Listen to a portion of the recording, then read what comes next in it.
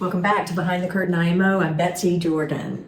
Today I want to talk about something bigger than any election or candidate. I want to talk about the future of the Democratic Party. And I know I'm doing this in a public way, but I think this is a message that actually will spread some hope to people who are not Democrats, perhaps even encourage them to join us. So right now the conversation in the media is all about the rift between Bernie Sanders and Alexandria Ocasio-Cortez, AOC, and the more traditional Democratic Party. But here's the truth. We can't afford to split ourselves. The challenges ahead require one strong, united party with a clear vision for America's future. But we want to offer something that appeals to people. So let's talk some numbers because they tell the story. In 2020, independent voters made up about 26% of the electorate. They broke for Joe Biden 54% to 41%. That's what put him in the White House. But in 2024, independents grew to 34% of the vote. And they split almost evenly, 49% for Harris and 46% for Trump.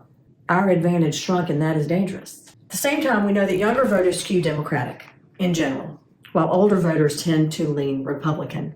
The median American is just 39 years old, which means our long-term success depends on energizing younger voters and winning over independents. So how do we solidify the Democratic Party for the next decade? Independents respond to pragmatic solutions. They don't want us to just talk about it. They want us to offer solutions and responses to what they're saying. So frame progressive policies with real world outcomes, lower costs, safer communities, and opportunity for all. This isn't just about winning the next election.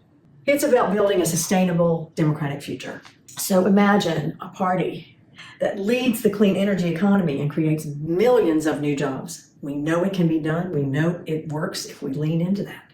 Makes healthcare and higher education accessible, lifting burdens for the next generation. And that's our message. So here's the three-part strategy. Merge our infrastructures, okay? We don't need to be split.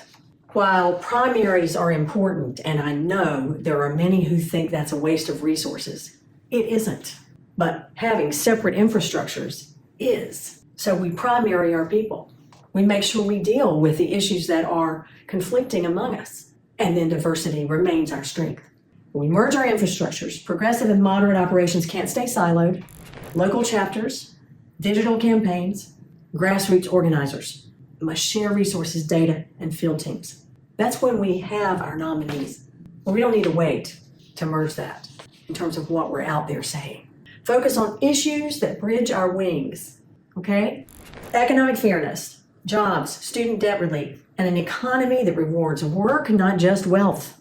Healthcare access, a value every Democrat, progressive, or moderate supports. Climate and clean energy, critical for our planet, and a huge motivator for younger voters. Tremendous.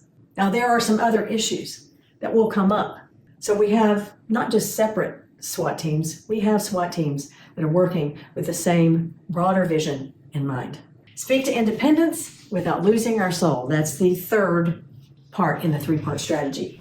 Protects democracy and personal freedoms, appealing to all Americans who favor fairness and stability.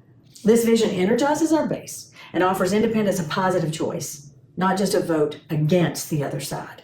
Our challenge isn't choosing between progressives and moderates. It's choosing to be a party of vision and unity. The lesson from 2020 and 2024 is crystal clear. Divided, we're vulnerable. United, we win, and we shape America's future.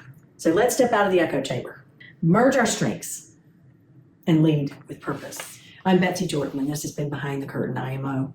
If you care about building a Democratic Party that can thrive for a decade, let's share this video.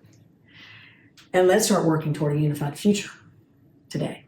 Thank you for being here.